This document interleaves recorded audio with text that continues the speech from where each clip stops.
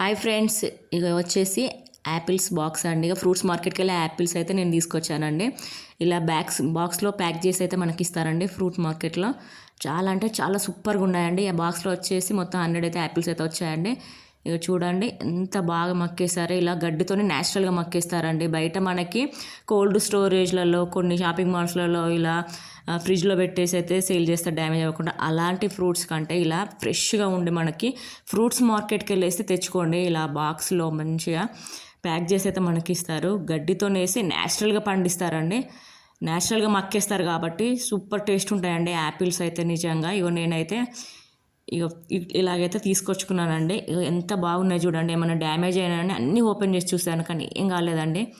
ఇలా గడ్డి బర్చేసి అయితే మక్కేశారండి. ఎంత బాగున్నాయో చూడండి. ఆహా, ఇలా న్యాచురల్గా తినాలండి ఫ్రూట్స్ అయితే. ఇలా కట్ చేసుకుని అయితే మేము తిన్నామండి.